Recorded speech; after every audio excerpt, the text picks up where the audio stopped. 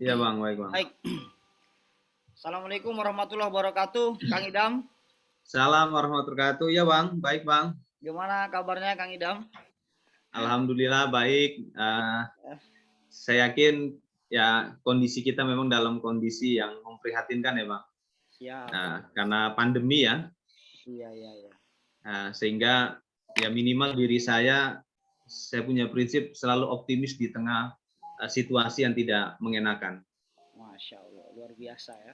Di tengah situasi kesulitan harus Nah, tumbuhkan spirit optimisme.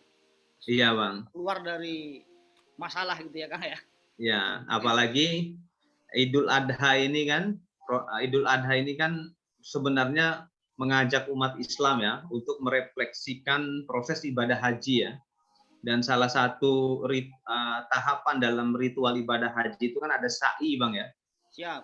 Nah, sa'i ini kan secara etimologi dia berarti berusaha mencari.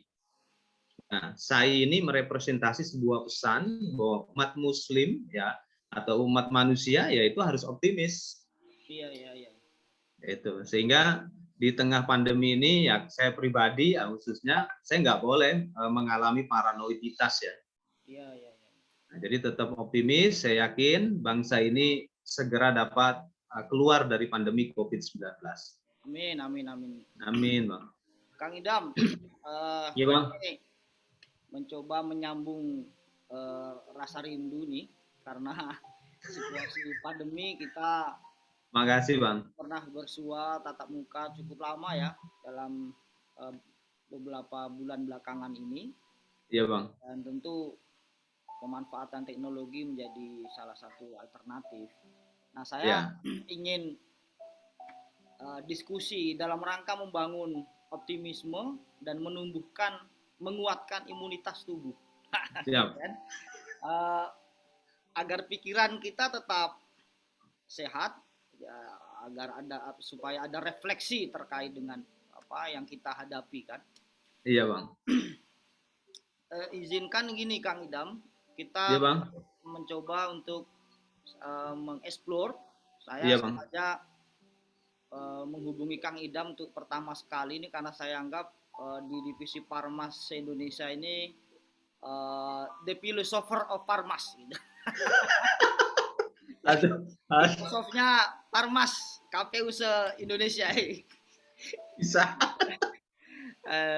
Ya secara faktual dan de jure Kang Idam ini saya kira di divisi Parmas satu-satunya yang bertitel doktor ya, kalau tidak salah. Saya mudah-mudahan saya nggak keliru ya.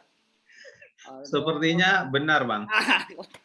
Dokter Ya, tapi komunikasi, master ya, Bang. komunikasi, yang saat ini mengabdi di KPU Jawa Barat, ketua divisi partisipasi masyarakat, mengelola lebih kurang, kalau jumlah penduduknya kan 48 juta ya Kang ya. Benar, benar sekali, Jawa Bang. Barat. Kalau DPT berapa Kang?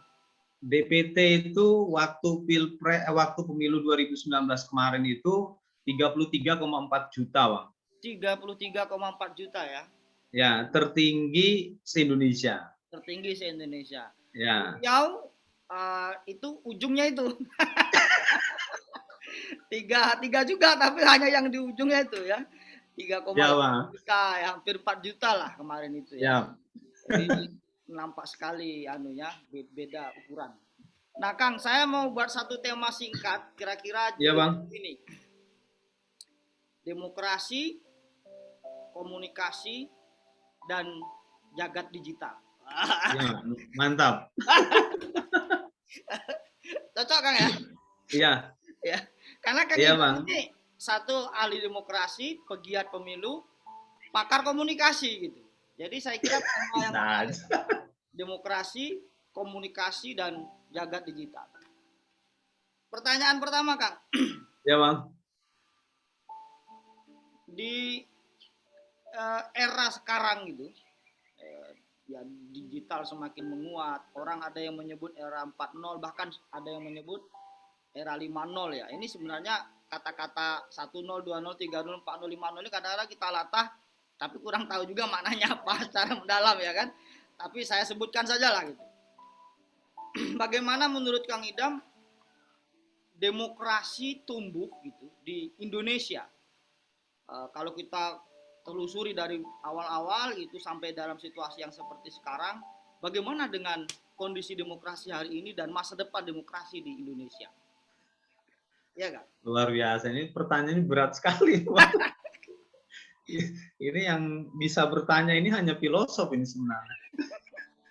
Karena dia memiliki beyond thinking ya, atau forecasting yang jauh ke depan.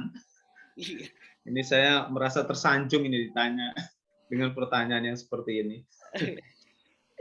Sebenarnya kalau kita bicara tentang demokrasi negara kita, Bang ya, saya termasuk mungkin salah satu warga negara yang bangga dengan para founding person.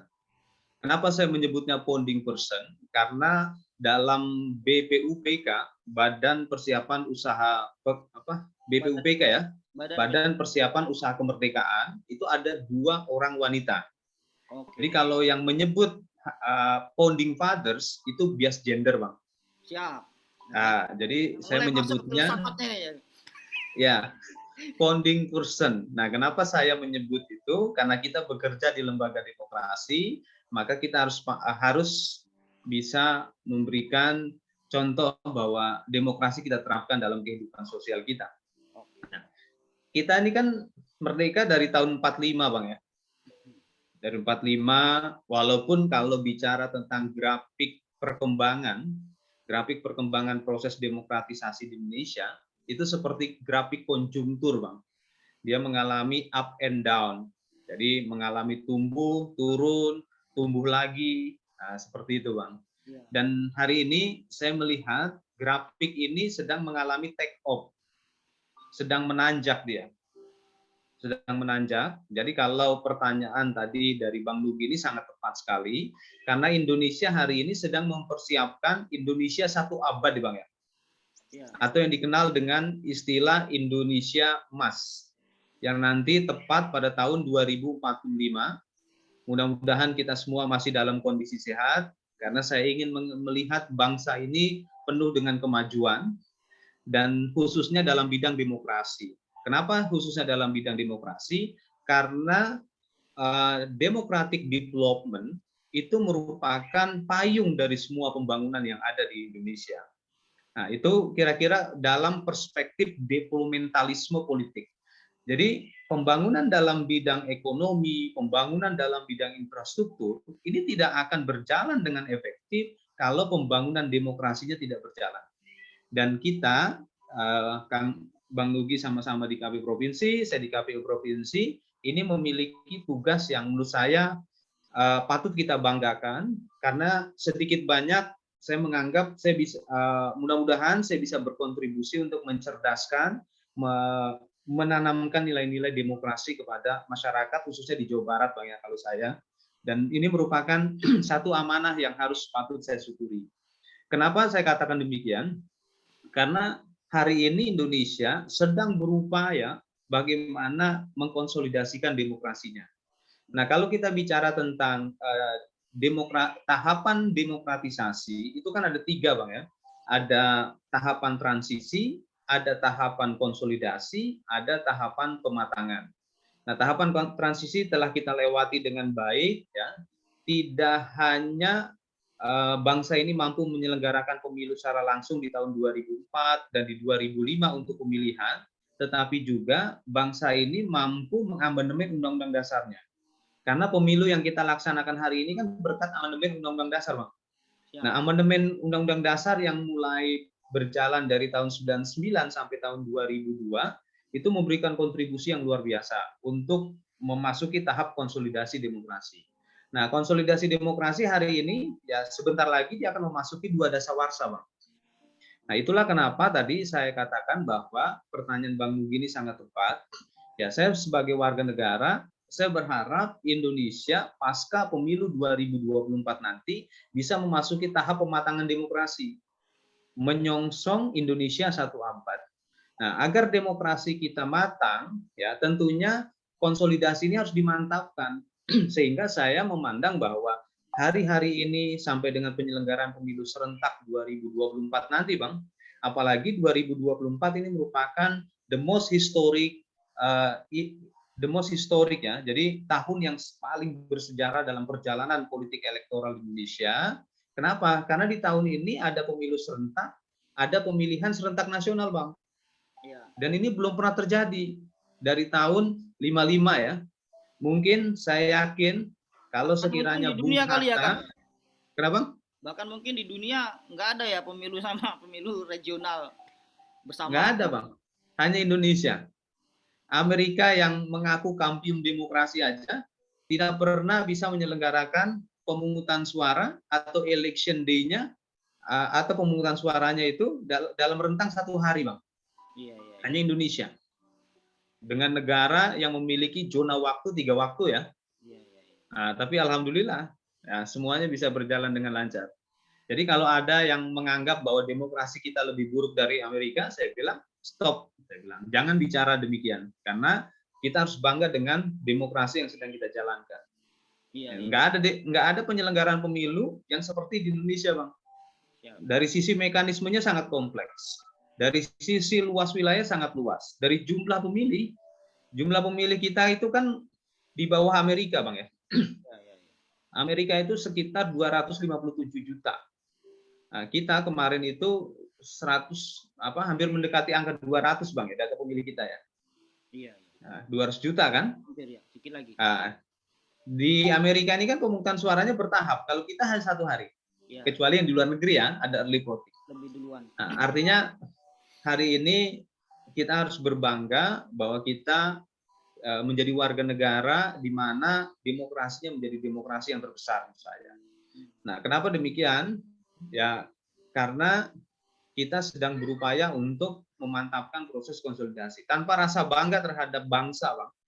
Tanpa rasa bangga terhadap negara, maka kita sulit untuk mewujudkan proses konsolidasi demokrasi. Karena nasionalisme itu merupakan fondasi kita untuk menyukseskan proses demokratisasi ini. Kenapa demikian? Karena biasanya apatisme atau non voters ya, orang yang tidak mau menggunakan hak pilihnya, saya yakin nasionalismenya bermasalah. Nah, orang yang tidak mau menggunakan hak pilihnya, saya sangat yakin nasionalismenya bermasalah. Kenapa demikian? Karena dari sisi regulasi, baik regulasi undang-undang maupun regulasi teknis ya, ataupun kebijakan manajerial penyelenggaraan pemilu, semuanya sudah sangat welcome agar pemilih dapat menggunakan hak pilihnya. Nah, benar, Bang ya? Ya. Kalau pemilih sedang berada di luar daerah, pemilih bisa menggunakan haknya untuk memilih di TPS lainnya, Bang ya? Ya. Atau yang menggunakan formulir pindah memilih. Artinya dari sisi manajemen penyelenggaraan pemilu ini sudah sangat memposisikan pemilih sehingga tidak mungkin pemilih tidak memberikan hak suaranya. Itu yang saya pahami, Bang. Nah, lalu kenapa orang ini tidak mau menggunakan hak pilihnya? Berarti memang nasionalismenya bermasalah. Tapi kalau orang memiliki intensi yang kuat untuk menggunakan hak pilihnya di pemilu, saya yakin dalam kondisi apapun dia pasti menggunakan hak pilihnya. Ya, kecuali mungkin di pemilihan ya, di pilkada, Bang ya. Ya. Nah, kalau di pemilu serentak ini kan, misalkan yang bersangkutan tinggal di negara Timur Tengah, bisa datang ke kedutaan, Bang ya. Ya. Nah, seperti itu. Artinya dimanapun pasti dilayani. Ya, nah, jadi persoalan nasionalisme ini menjadi persoalan fondasi bagi semua masalah menurut saya. Ya. Seperti itu, Bang. Kalau dari sisi partisipasi, sepertinya indikator nasionalisme yang disebut oleh Kang Idam itu Indonesia masih berada dalam gambaran yang optimis, yang positif ya. Karena angka partisipasi kemarin 2019 itu kan sampai 84% ya, Kang ya. 81% ya, Kang ya. 82, Bang. Oh, 82 ya. Artinya kan itu di atas angka tingkat partisipasi nasional yang dianggap normal ya. Kalau tidak salah IDEA itu kan menetapkan sekitar 70%-an ya. Angka partisipasi pemilih dianggap normal. Dan Indonesia kemarin 2019 82% ya Kang ya. Iya, tingkat Riau, nasional Riau 82. 84% Kang. Kalau Jabar berapa Kang?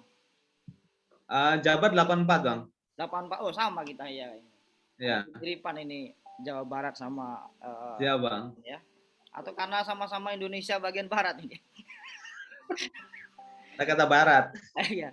Cuma gini Kang, tadi kan Iya Kang Bang. Ida menyebut bahwa ada 3 tahapan penting dalam membangun demokrasi.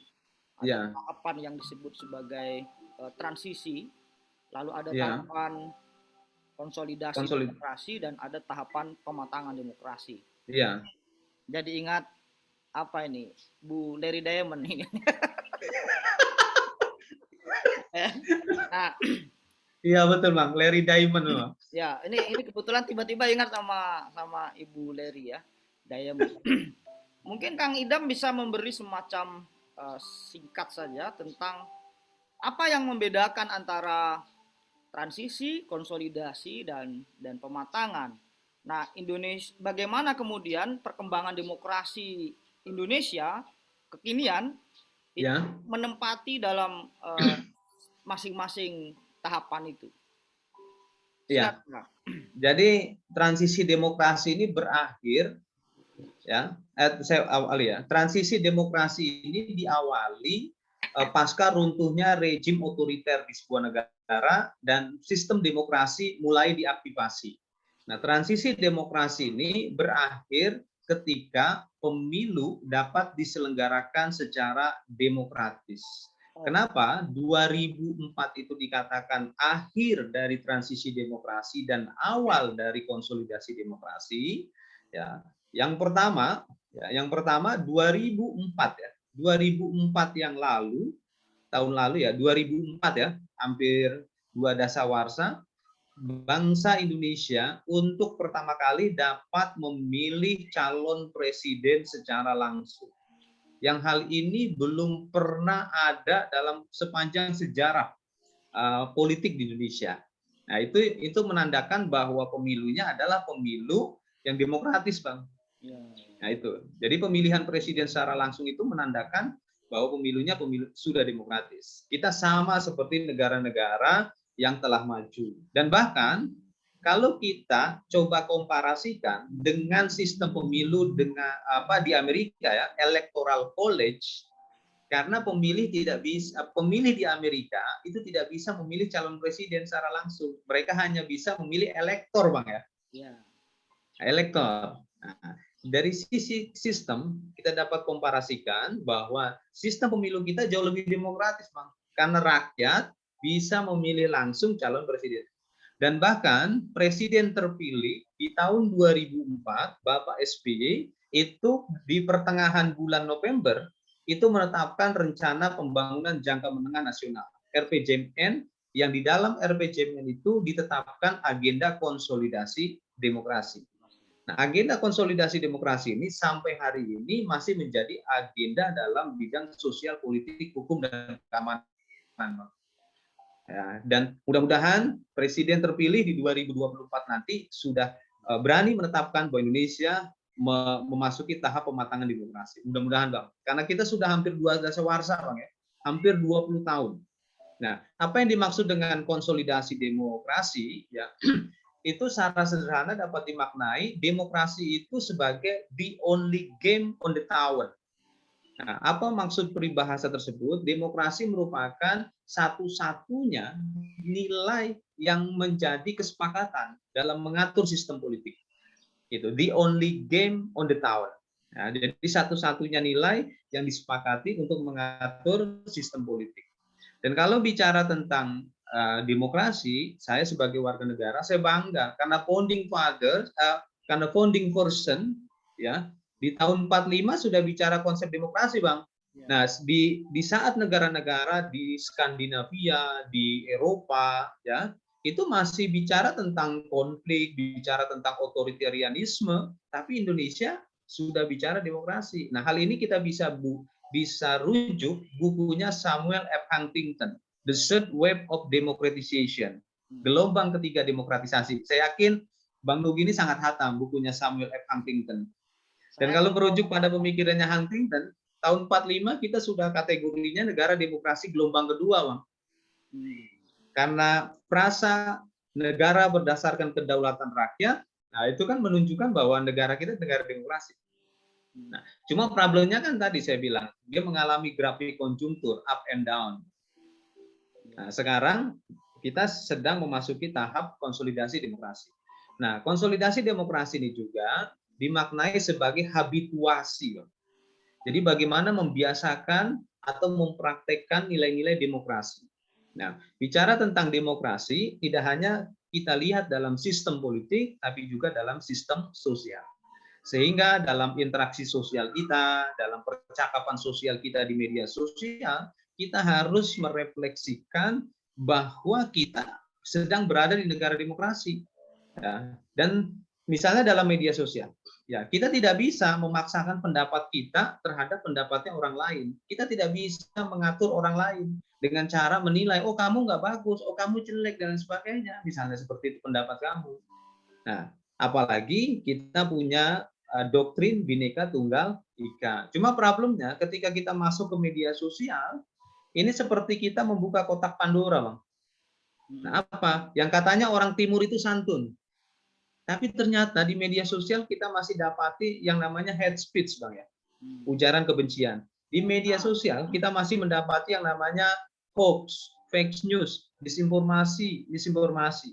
Karena bagi saya penyebaran hoax, disinformasi, misinformasi itu tidak merepresentasi karakter orang timur menurut saya. Karakter bangsa ini. Nah, artinya di tengah era kebebasan ini kita bisa melihat kualitas demokrasi kita sejauh mana. Nah, itulah kenapa tadi saya sampaikan ke Bang Nugi bahwa pertanyaan itu sungguh luar biasa. Itu hanya pertanyaan yang disampaikan oleh para filosof karena dia beyond the time ya. Oke, dia Kang. melampaui waktu dia. Gini, Kang. Tadi Ya, Bang. Kang Idam udah bercerita dengan pendekatan dari Diamond, membaca tentang gelombang demokratisasi, lalu ditambah dengan yang pertama soal tahapan demokrasi, yang kedua gelombang demokrasi oleh Samuel Philip Huntington gitu ya. Iya. Lalu dipungkasi, nah yang terakhir ini mau saya elaborasi nih, dipungkasi dengan Pierre Bourdieu tadi ya. Ya, habituasi. Habituasi demokrasi. Ya, habituation. Nah, ketika Kang Idam menyetir atau menggunakan cara atau toolnya Bourdieu tentang habituasi demokrasi, tapi ada konteks atau problem komunikasi yang akut tadi kata Kang Idam justru di konteks ketimuran Indonesia yang dianggap timur ini ya, timur berarti kan dari sisi matahari terbit duluan kita, lalu beranjak ke barat, ke dunia barat gitu ya, Eropa, Amerika, makanya kita disebut timur ya. Nah, kalau tidak keliru saya Kang, Habermas kan pernah juga melontarkan pikiran-pikiran tentang demokrasi deliberatif gitu ya. Ya. Tadi ada persoalan hate speech, ada persoalan hoax ya. Ya. Di tengah atau menggunakan atau memanfaatkan jargon freedom of speech gitu ya. Jadi kebebasan berpendapat dalam ruang demokrasi, tapi dimanfaatkan untuk katakanlah membangun narasi-narasi negatif gitu untuk kepentingan politik atau kepentingan bisnis. Wallahu a'lam ya, apakah politik ansih atau ada konteks bisnis gitu kan. Di sisi lain, demokrasi kan meniscayakan komunikasi yang deliberatif yang dikatakan oleh Habermas itu gitu. Nah, dan demokrasi juga kata Kang Idam meniscayakan komunikasi publik yang baik, karena tidak mungkin ada satu nilai yang bisa diwujudkan tanpa ada komunikasi yang deliberatif gitu kira-kira kan. Tapi faktanya ruang demokrasi kita dipenuhi oleh cara-cara komunikasi yang justru kontra deliberatif gitu kira-kira kan.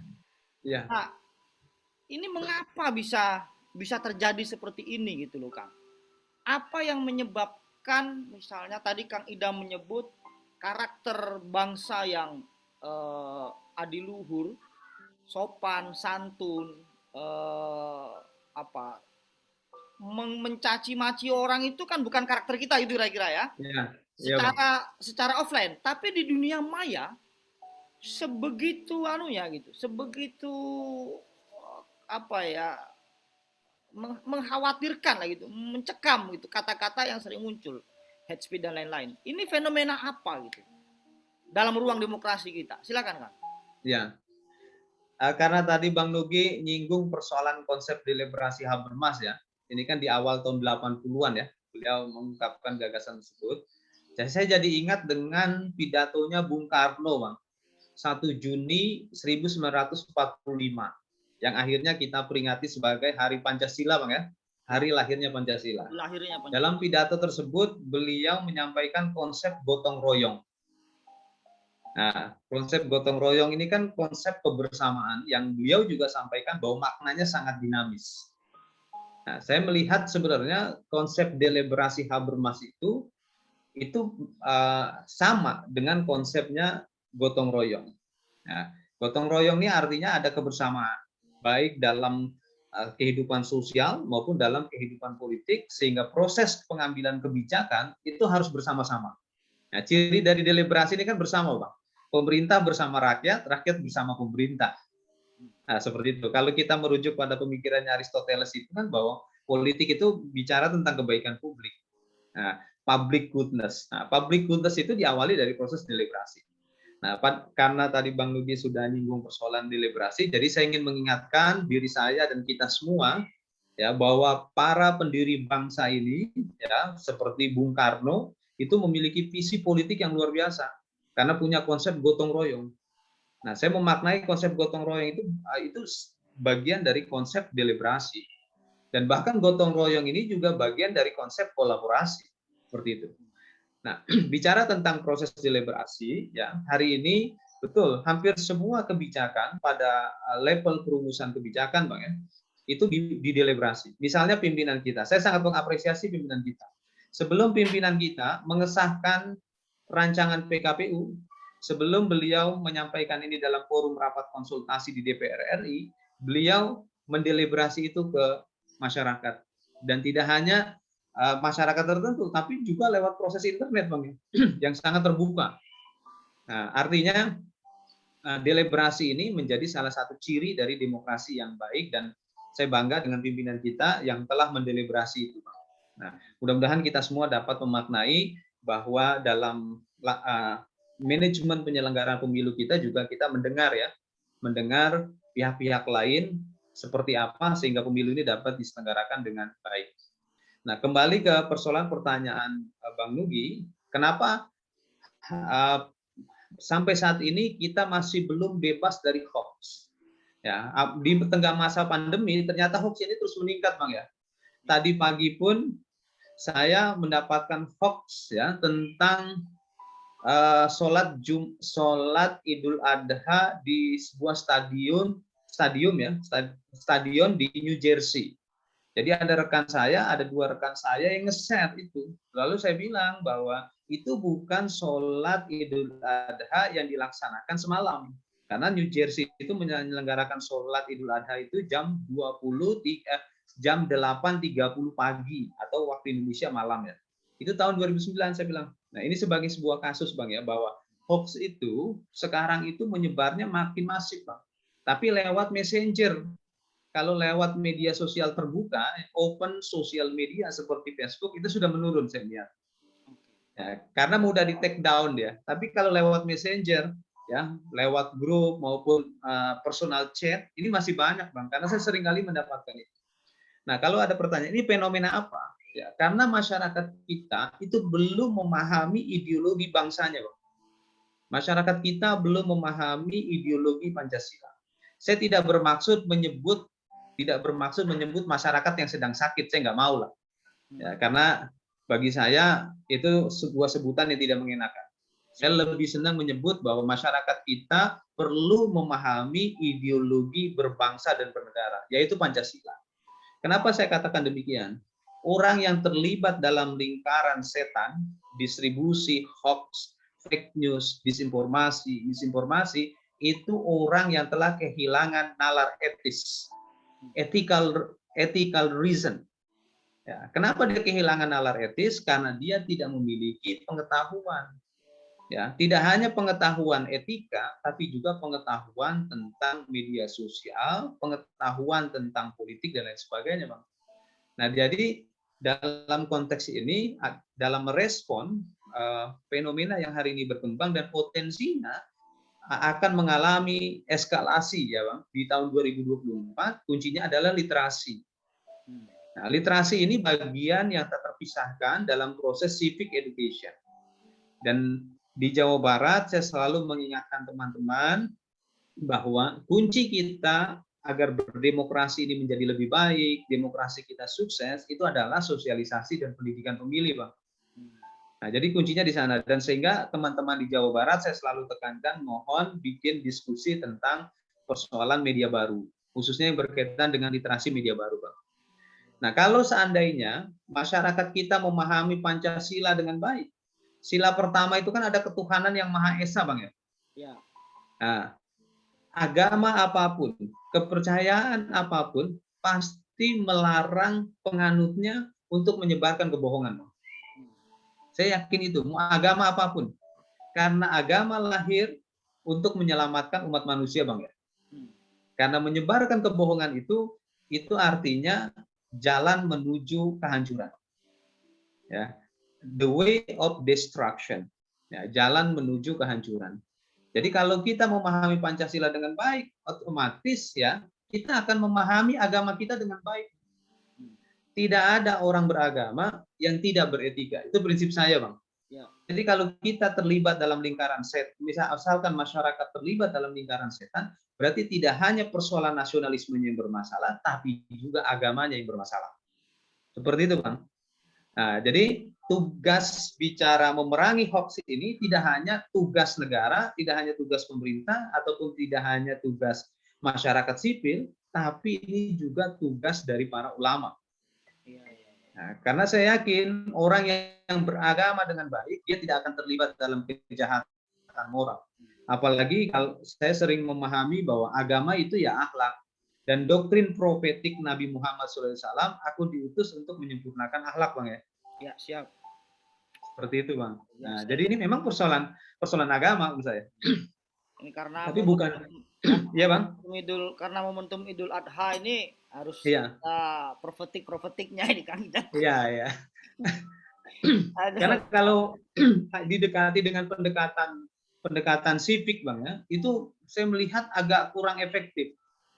Iya. Kesadaran untuk memberantas hoax ini. Saya melihat efektifnya itu disentuh dengan pendekatan religiusitas, Bang. Karena dalam religiusitas itu ada emosionalitas. Ya, kalau pendekatan kognitif itu efektif bagi orang-orang yang mampu berpikir rasional, Bang. Tapi kalau sudah masuk agama, dia kan retorikanya retorika fantasi. Nah, jadi kalau kamu menyebarkan kebohongan, maka kamu nanti akan masuk neraka. Tapi saya bukan ustadz, loh, Bang. Dan mereka masih berpikir tidak hanya dikecam secara sosial, tapi mereka akan berhadapan dengan sanksi Tuhan. Siapa yang berani melawan sanksi Tuhan, Bang? Iya. Nah, itu, Bang. Jadi tahun aja di ujung-ujung dia kapok ya kan, tobat ya kan. Yang mendeklarasikan kita sebagai Tuhan ya enggak? Iya. Jadi pendiri bangsa kita luar biasa, Bang, merumuskan Pancasila. Iya. Ya, kalau ini dijalankan saja, insya Allah demokrasi kita berjalan dengan baik. Insya Allah pemilunya juga zero violation, ya, nol pelanggaran. Iya. Nah, ini kan itu, Bang, saya melihatnya seperti itu. Jadi Kang, tidak ada integritas tanpa pemahaman agama yang baik. Oke. Jadi gini, Kang, ya. Ini ya. Mungkin di ujung-ujung ya. Iya, Bang. Pembicaraan kita, pembicaraan awal lah ini ya. Mungkin iya. Next time juga kita akan lanjutkan atau sambung. Di awal kita sudah membentangkan demokrasi, Iya, secara Bang. historis, lalu parameter manajemen pemilu di mana Indonesia sudah justru menurut Kang Idam menuju ke pematangan demokrasi. Lalu eh, komunikasi memang ada sedikit persoalan kata Kang Idam, adanya hoax, ada macam-macam, ada problem ideologi tadi kata Kang Idam ya, ada problem apa tidak menguatnya atau internalisasi nilai soal ideologi, apakah ideologi kebangsaan terlebih ideologi keagamaan yang sepertinya sedang sedang rapuh di sebagian masyarakat kita, sehingga itu perlu diperkuat ya kata Kang Idam tadi, dari semua elemen, kelompok kebangsaan, kelompok keagamaan, semua stakeholder memperkuat aspek-aspek ideologi itu. Nah, tapi begini Kang, ini lagi-lagi saya berkaca dari pengalaman empirik ya, Iya, Bang. untuk memotret pemilu dan pemilihan 2024 gitu kira-kira ya. Eh, kita kan tahu Amerika Serikat ya Kang ya, Iya, Bang. disebut sebagai pionir teknologi lah gitu kira-kira ya. Iya. Di perkembangan teknologi itu berkembang pesat di Amerika, dan kemudian senafas dengan perkembangan kapitalisme lanjut di Amerika Serikat, dan menemukan banyak sekali media-media baru, ya, media sosial termasuk Facebook itu Amerika ya, WhatsApp Amerika, Instagram. Dulu sebelum itu ada Friendster ya, dan lain-lain tentunya. Berkembang Iya, belakangan Bang. di Cina TikTok ya Kang ya, TikTok dahsyat gitu ya. Kalau kita Iya. lihat di Piala Eropa kemarin, spanduk-spanduk, banner-banner TikTok dan beberapa industri atau perusahaan Cina begitu banyak di Piala Eropa kemarin. Tapi di pemilu Amerika Serikat terpilihnya saudara Trump ya, Donald Iya. Trump itu kan diiringi dengan praktik penggunaan media sosial dalam campaign mereka untuk mendapatkan suara begitu, dan resikonya terjadi pembelahan masyarakat gitu kira-kira kan. Iya. Divided society. Divided society. Dan ternyata dari referensi yang saya baca dari bukunya Bapak Agus Sudibyo yang berjudul Tarung Digital ya. Lalu ada lagi Jagat Digital, tapi saya lagi membaca buku Tarung Digital itu, ternyata Rusia ada di balik momen itu, fenomena itu gitu. Ya. Mana Rusia menempatkan intelijennya, terbaik intelijennya, membuat berbagai macam akun-akun palsu begitu, lalu di satu sisi membuat narasi tentang New Amerika gitu kira-kira, atau Amerika yang kuat gitu kira-kira. Lalu di satu sisi membuat narasi tentang misalnya bagaimana siapa itu Kang? Hillary Clinton.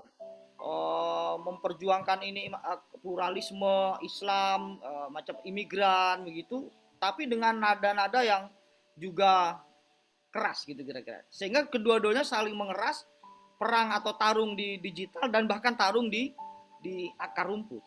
Dan kita tahu endingnya, saudara Trump menang dengan berbagai macam kegaduhan-kegaduhan yang terjadi di Amerika Serikat. Dan pasca momen pemilu Amerika Serikat merembet ke Pilkada DKI 2017. Nah, pasca Pilkada DKI 2017 ternyata pemilu 2019 juga diwarnai dengan model-model seperti itu. Bagaimana media baru atau jagat digital itu mempengaruhi elektoral gitu kira-kira. Nah, menurut Kang Idam ya, 2024 itu kita tidak mungkin kan menafikan atau menegasikan jagat digital itu gitu. Nah, bagaimana kita bisa membangun optimisme, peluang dan tantangan gitu kira-kira. Tantangannya dan peluang serta upaya transformasinya lah gitu kira-kira dalam menjawab tantangan-tantangan seperti yang tadi itu Kang itu. Kita kan tahu nih 2019 sampai sekarang belum usai anunya ini apa istilahnya konflik digitalnya ya masih Ya. ada lah pembelahan-pembelahannya kita residu-residu demokrasinya masih ada gitu kira-kira. Nah gimana Kang Idam? Silakan. Ya, sebenarnya menghilangkan hoax ini Bang ya, menghilangkan hoax ini sebenarnya seperti menghilangkan setan Bang Luna. Iya, kalau saya menganggapnya seperti itu. Karena orang yang menyebarkan hoax itu ya punya karakter setan. Gitu. Jadi hoax ini akan berhenti kalau setannya juga mati. Nah, situ kalau bahasa yang sederhananya saya seperti itu. Saya tidak bermaksud dalam pessimistic view ya, tidak bermaksud dalam sudut pandang yang pesimistis. Artinya selama politik masih dimaknai dalam tataran bagaimana pertarungan, ya, politik dimaknai sebagai ranah pertarungan, tidak seperti yang dimaknai oleh Aristoteles sebagai sarana untuk bicara tentang bagaimana menata kota yang baik, bagaimana mewujudkan kebaikan publik, public goodness Bang ya.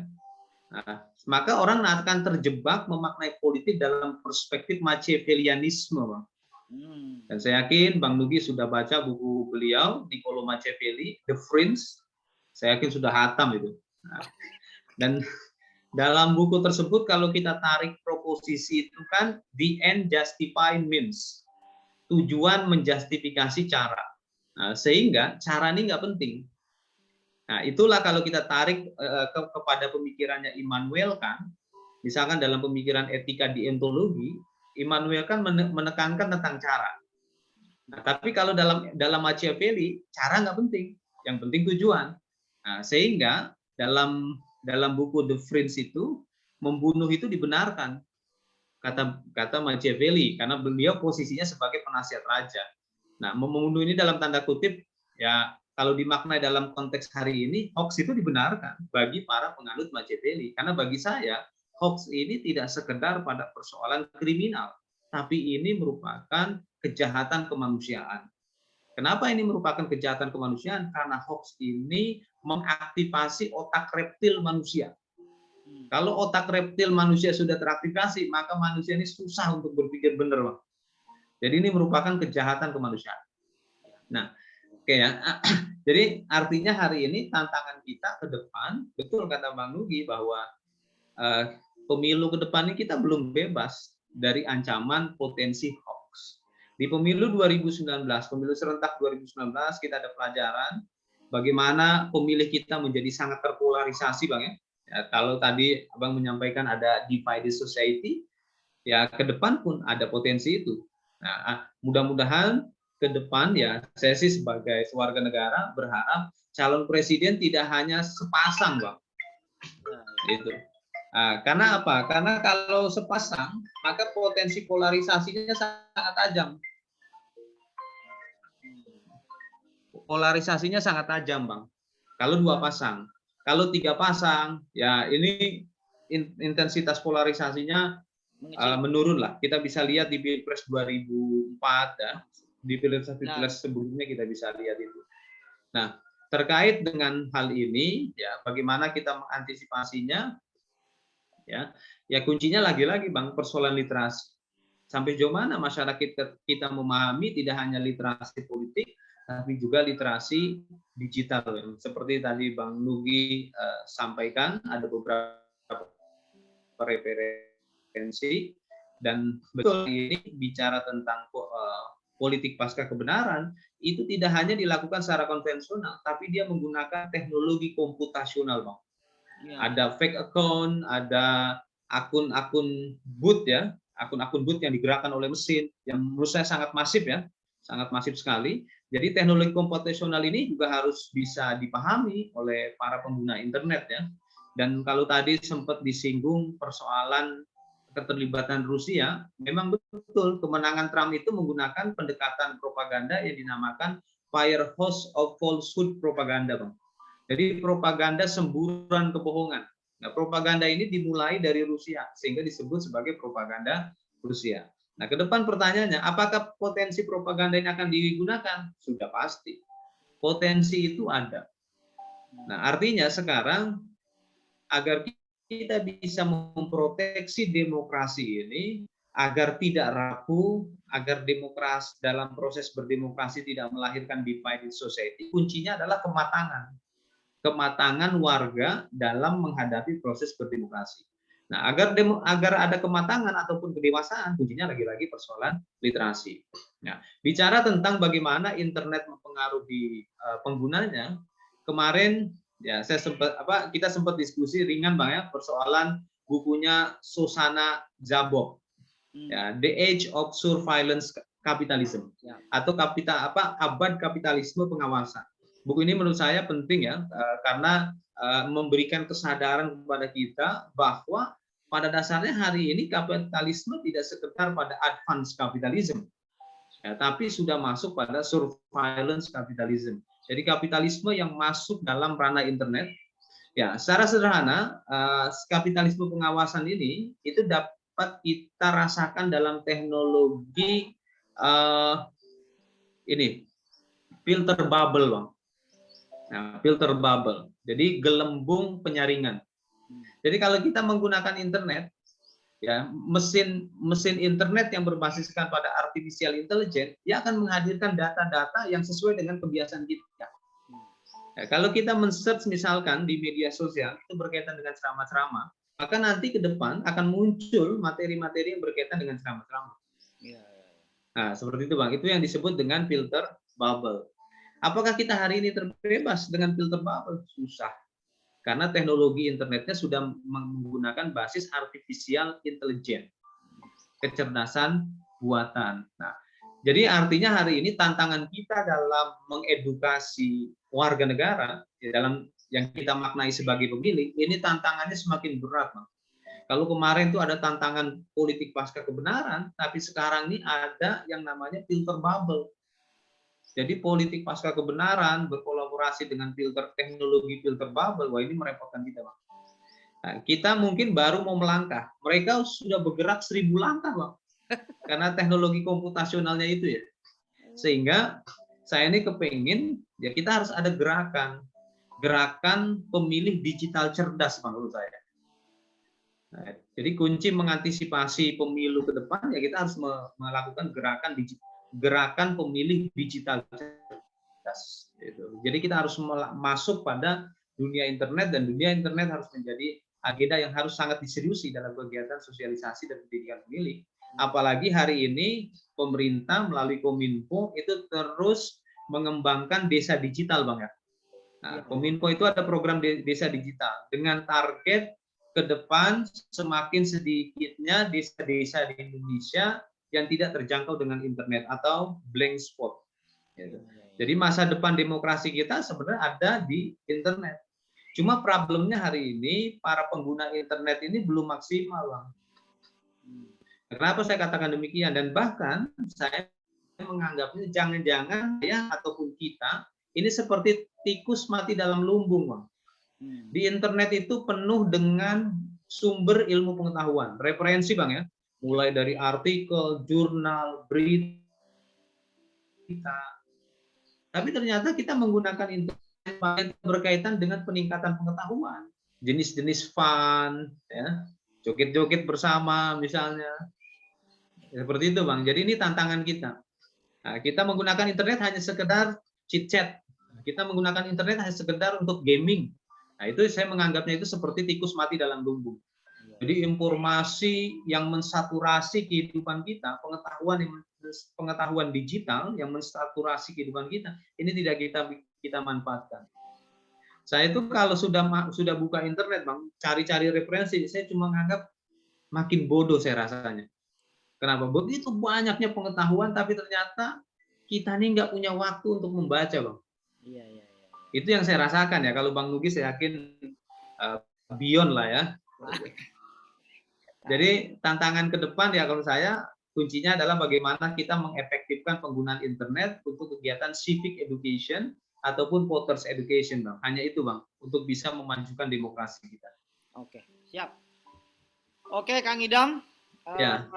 Menarik sekali diskusi dengan Kang Idam ini, lebih kurang setengah jaman lebih sedikit ya Ya diskusi Bang. kita.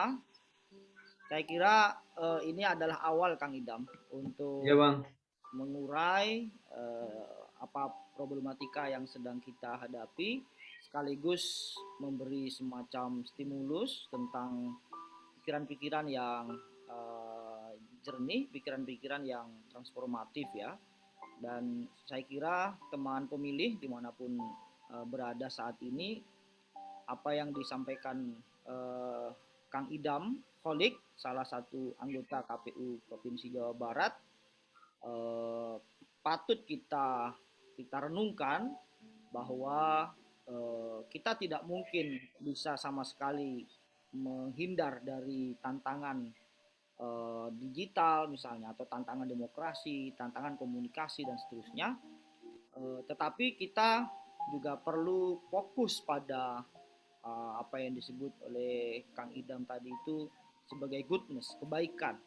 Jadi kita punya potensi kebaikan dari sisi ideologi kebangsaan, punya potensi kebaikan dari sisi keagamaan, dan itu sangat fundamental. Dan terus kemudian didorong semangat literasi ya. Tadi Kang Ida menyebut beberapa kali perlunya kita melakukan literasi. Dan ke depan menurut Kang Idam, untuk mewujudkan demokrasi yang maju tadi atau berkemajuan, nah itu dibutuhkan literasi yang sungguh-sungguh, dan bahkan itu menjadi sebuah gerakan nasional, berkaca dari misalnya pengalaman-pengalaman kelembagaan lain tadi, seperti misalnya desa digital dari Kementerian Kominfo misalnya, dan seterusnya.